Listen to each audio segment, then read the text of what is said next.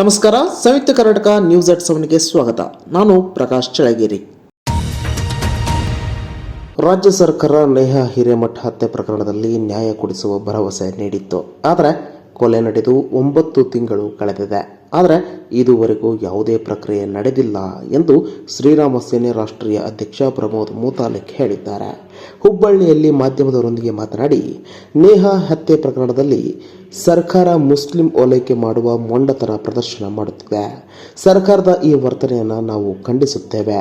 ಈ ರಾಜ್ಯ ಸರ್ಕಾರ ನಿರ್ಲಜ್ಜ ಸರ್ಕಾರವಾಗಿದೆ. ಆದ್ದರಿಂದ ಸರ್ಕಾರ ಈ ಪ್ರಕರಣವನ್ನು ಸಿಬಿಐಗೆ ವಹಿಸಬೇಕು. ಸಿಬಿಐನಿಂದ ಮಾತ್ರ ಈ ಪ್ರಕರಣದಲ್ಲಿ ನ್ಯಾಯ ಸಿಗಲು ಸಾಧ್ಯವಾಗುತ್ತದೆ ಎಂದರು.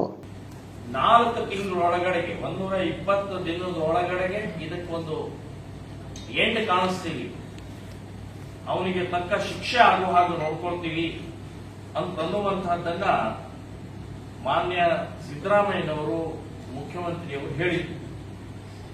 ಆದರೆ ಇವತ್ತಿಗೆ 9 ತಿಂಗಳಾಯಿತು, ಯಾವುದೇ ರೀತಿಯ ಪ್ರಕ್ರಿಯೆ ಆಗಿಲ್ಲ.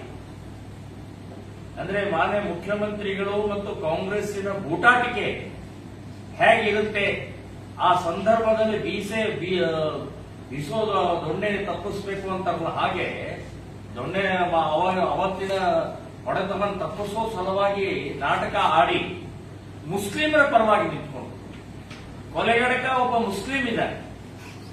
ಸೊ ಮುಸ್ಲಿಮರ ಪರವಾಗಿ ನಿಂತ್ಕೊಂಡಂತ ಕಾಂಗ್ರೆಸ್ ಸರ್ಕಾರ ಮತ್ತೆ ಮತ್ತೆ ತಮ್ಮ ತುಷ್ಟೀಕರಣ, ಅಧಿಕಾರದಾಹ ಮತ್ತು ಮತ ಬ್ಯಾಂಕದ ಪ್ರದರ್ಶನ ಮಾಡಿದ್ದು ಇದೊಂದು ಜ್ವಲಂತ ಉದಾಹರಣೆ ಅಂತ ಹೇಳ್ತಾರೆ. ಪಕ್ಷದ ರಾಜ್ಯಾಧ್ಯಕ್ಷನಾಗಿ ಯಾವುದೇ ಜಿಲ್ಲೆಯ ಜಿಲ್ಲಾ ಅಧ್ಯಕ್ಷರ ಚುನಾವಣೆ ಪ್ರಕ್ರಿಯೆಯಲ್ಲಿ ನನ್ನ ಯಾವುದೇ ಪಾತ್ರ ಇಲ್ಲ ಎಂದು ಬಿಜೆಪಿ ರಾಜ್ಯಾಧ್ಯಕ್ಷ ಬಿವೈ ವಿಜೇಂದ್ರ ಸ್ಪಷ್ಟಪಡಿಸಿದ್ದಾರೆ. ಬೆಂಗಳೂರಿನಲ್ಲಿ ಮಾತನಾಡಿ, ಚುನಾವಣಾ ಪ್ರಕ್ರಿಯೆ ಹೇಗೆ ನಡೆಯುತ್ತದೆ ಎನ್ನುವುದನ್ನು ಎಲ್ಲ ಹಿರಿಯರಲ್ಲಿ ತಿಳಿಸುವುದಕ್ಕೆ ಇಷ್ಟಪಡುತ್ತೇನೆ. ನಾನು ರಾಜ್ಯದ ಅಧ್ಯಕ್ಷನಾಗಿ ಯಾವುದೇ ಜಿಲ್ಲೆಯ ಚುನಾವಣೆ ಸಂಬಂಧ ಅಭಿಪ್ರಾಯ ಕೊಟ್ಟಿಲ್ಲ, ಕೊಡುವುದಕ್ಕೆ ಅವಕಾಶವೂ ಇಲ್ಲ. ಕೇಂದ್ರದಿಂದ ನಮ್ಮ ಕ್ಯಾಪ್ಟನ್ ಗಣೇಶ್ ಕಾರ್ಣಿಕ್ ಅವರಿಗೆ ಚುನಾವಣೆಯ ಜವಾಬ್ದಾರಿಯನ್ನು ಕೊಟ್ಟಿದ್ದಾರೆ. 13 ಜನ ವೀಕ್ಷಕರನ್ನು ಕೂಡ ನೇಮಕ ಮಾಡಿದ್ರು. ಪ್ರತಿಯೊಬ್ಬ ವೀಕ್ಷಕರಿಗೂ ಕೂಡ 3 ಜಿಲ್ಲೆಗಳ ಜವಾಬ್ದಾರಿ ಕೂಡ ನೀಡಲಾಗಿತ್ತು ಎಂದು ಹೇಳಿದರು. ನಾನು ತಮ್ಮ ಮೂಲಕ ಸುಧಾಕರ್ ಹೇಳೋದಕ್ಕೆ ಇಷ್ಟಪಡ್ತೇನೆ, ಈ ರೀತಿ ಹೇಳಿಕೆಗಳನ್ನು ದಯವಿಟ್ಟು ಕೊಡಬೇಡಿ. ಅದು ನಿಮಗೂ ಕೂಡ ಗೌರವ ತರೋದಿಲ್ಲ, ನನಗೂ ಕೂಡ ಗೌರವ ತಂದು ಕೊಡೋದಿಲ್ಲ.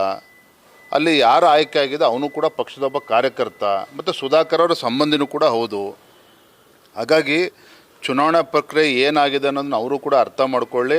ಅವ್ರು ಏನೇ ಟೀಕೆ ಮಾಡಿದ್ರು ಅವ್ರನ್ನ ಟೀಕೆ ಮಾಡೋದಕ್ಕೆ ಹೋಗೋದಿಲ್ಲ. ಮಾಜಿ ಸಚಿವರಾಗಿ ಅವರು ಕೂಡ ಕೆಲಸವನ್ನು ಮಾಡಿದ್ದಾರೆ. ಆದರೆ ಪಕ್ಷ ಏನು ತೀರ್ಮಾನ ಮಾಡಿದೆ ಜಿಲ್ಲಾ ಮಟ್ಟದಲ್ಲಿ, ಅದಕ್ಕೆ ಕೇಂದ್ರದಿಂದ ಸಮ್ಮತಿನೂ ಕೂಡ ಸಿಕ್ಕಿದೆ. ಅದನ್ನು ನಂದು ಯಾವುದೇ ರೀತಿ ನನ್ನ ಮೂಗು ತೋರಿಸೋಕ್ಕಂಥ ಕೆಲಸ ಆಗಿಲ್ಲ.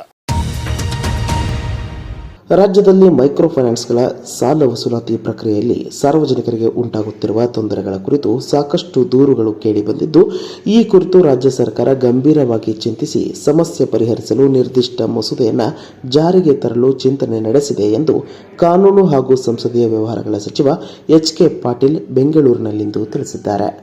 ಸಂಪುಟ ಸಭೆ ಬಳಿಕ ಸುದ್ದಿಗಾರರೊಂದಿಗೆ ಮಾತನಾಡಿದ ಅವರು, ಕಿರು ಸಾಲ ವಸೂಲಾತಿಯಲ್ಲಿ ಅಮಾನವೀಯ ವರ್ತನೆ, ಕೆಲ ಆತ್ಮಹತ್ಯೆ ಪ್ರಕರಣಗಳು ವರದಿಯಾಗಿವೆ. ಈ ಎಲ್ಲ ಅಂಶಗಳನ್ನು ಪರಿಗಣಿಸಿ ಮಸೂದೆಯನ್ನು ತರಲಾಗುತ್ತಿದ್ದು, ಕೆಲ ತಾಂತ್ರಿಕ ಅಂಶಗಳನ್ನು ಮುಖ್ಯಮಂತ್ರಿಗಳ ಅಧ್ಯಕ್ಷತೆಯಲ್ಲಿ ಚರ್ಚಿಸಿ ಅಂತಿಮಗೊಳಿಸಲಾಗುವುದು ಎಂದು ವಿವರಿಸಿದರು. ಮಾನ್ಯ ಮುಖ್ಯಮಂತ್ರಿಗಳು ಕರೆದಿದ್ದಾರೆ.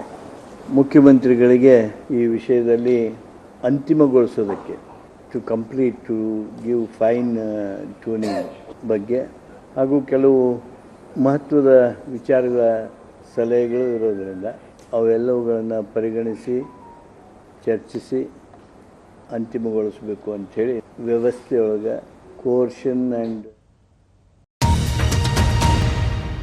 ವಕ್ಫ್ ತಿದ್ದುಪಡಿ ಮಸೂದೆ ಪರಿಶೀಲಿಸಲು ರಚಿಸಿದ ಸಂಸತ್ತಿನ ಜಂಟಿ ಸಂಸದೀಯ ಸಮಿತಿ ಜೆಪಿಸಿ ಇಂದು ಲೋಕಸಭಾ ಸ್ಪೀಕರ್ ಓಂ ಬಿರ್ಲಾ ಅವರಿಗೆ ತನ್ನ ವರದಿಯನ್ನು ಸಲ್ಲಿಸಿದೆ.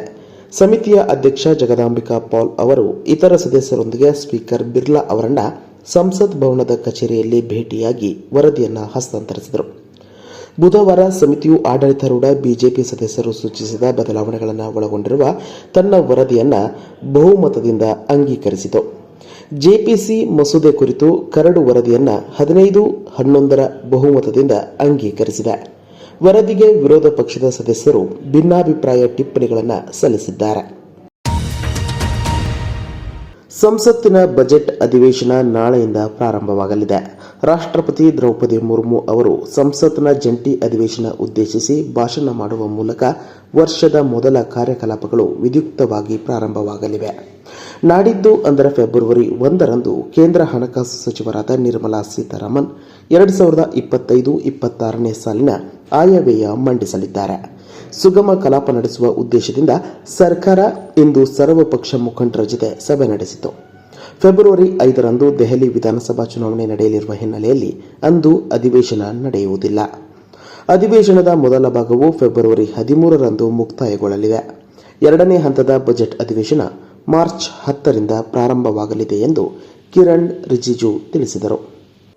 कि ये बजट सत्र है और साल का पहला पार्लियामेंट सेशन है, तो इसका शुरुआत देश का महामहिम राष्ट्रपति जी द्वारा संबोधित करेंगे. राष्ट्रपति जी का अभिभाषण के बाद इकोनॉमिक सर्वे पेश होंगे 31 जनवरी को.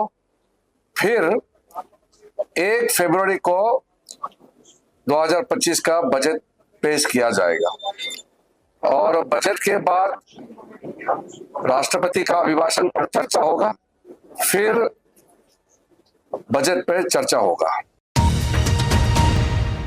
ಕಾಲ್ತುಳಿತ ದುರಂತ ಬೆನ್ನಲ್ಲೇ ಮಹಾಕುಂಭದಲ್ಲಿ ಮತ್ತೆ ಭಾರೀ ಅಗ್ನಿ ಅವಘಡ ನಡೆದಿದೆ. ಪ್ರಯಾಗರಾಜ್ ಮಹಾಕುಂಭ ಮೇಳದಲ್ಲಿ ಇಂದು ಮತ್ತೊಂದು ಅಗ್ನಿ ಅವಘಡ ಸಂಭವಿಸಿದೆ. ಸೆಕ್ಟರ್ 22ರ ಜುಸಿ ಪ್ರದೇಶದ ಚತ್ನಾಂಗ್ ಘಾಟ್ ಬಳಿ ಇರುವ ನಾಗೇಶ್ವರ ಪೆಂಡಲ್ನಲ್ಲಿ ಮಧ್ಯಾಹ್ನ 2:30ರ ಸುಮಾರಿಗೆ ಬೆಂಕಿ ಕಾಣಿಸಿಕೊಂಡಿದ್ದು, ಡೇರೆಗಳು ಸುಟ್ಟು ಬೂದಿಯಾಗಿ ಲಕ್ಷಾಂತರ ರೂಪಾಯಿ ನಷ್ಟ ಉಂಟಾಗಿದೆ. ಪೆಂಡಲ್ನಲ್ಲಿದ್ದವರು ಸಮಯಕ್ಕೆ ಸರಿಯಾಗಿ ಹೊರಬಂದಿದ್ದು ದೊಡ್ಡ ಅನಾಹುತವೊಂದು ತಪ್ಪಿದಂತಾಗಿದೆ. ತಕ್ಷಣವೇ ಅಗ್ನಿಶಾಮಕ ದಳದ ಸಿಬ್ಬಂದಿ ಸ್ಥಳಕ್ಕೆ ಆಗಮಿಸಿ ಬೆಂಕಿ ನಂದಿಸುವಲ್ಲಿ ಯಶಸ್ವಿಯಾಗಿದ್ದಾರೆ. ಭಾರತದ ಸ್ಟಾರ್ ಆಟಗಾರ ವಿರಾಟ್ ಕೊಹ್ಲಿ ಬರೋಬ್ಬರಿ 12 ವರ್ಷಗಳ ಬಳಿಕ ರಣಜಿ ಟೂರ್ನಿಯಲ್ಲಿ ಕಾಣಿಸಿಕೊಂಡಿದ್ದಾರೆ. ಈ ಪಂದ್ಯವನ್ನು ವೀಕ್ಷಿಸಲು ಅಭಿಮಾನಿಗಳ ದಂಡೆ ನವದೆಹಲಿಯ ಅರುಣ್ ಜೇಟ್ಲಿ ಕ್ರೀಡಾಂಗಣದಲ್ಲಿ ಜಮಾಯಿಸಿದ್ದು ನೂಕು ನುಗ್ಗಲು ಉಂಟಾಗಿದೆ. ಆದರೆ ಘಟನೆಯಲ್ಲಿ ಯಾರಿಗೂ ಗಾಯಗಳಾಗಿಲ್ಲ ಎಂದು ಪೊಲೀಸರು ತಿಳಿಸಿದ್ದಾರೆ. ರಣಜಿ ಟ್ರೋಫಿ ಪಂದ್ಯವೊಂದಕ್ಕೆ ಇಷ್ಟೊಂದು ಸಂಖ್ಯೆಯಲ್ಲಿ ಪ್ರೇಕ್ಷಕರು ಬಂದಿರುವುದು ವಿಶೇಷವಾಗಿದೆ. ಇನ್ನಷ್ಟು ಬರವಣಿಗೆಗಳು, ವಿಶೇಷ ಲೇಖನಗಳು ನಿಮಗಾಗಿ ಕಾಯ್ತಾ ಇರ್ತವೆ. ಓದ್ತಿರಲ್ವಾ?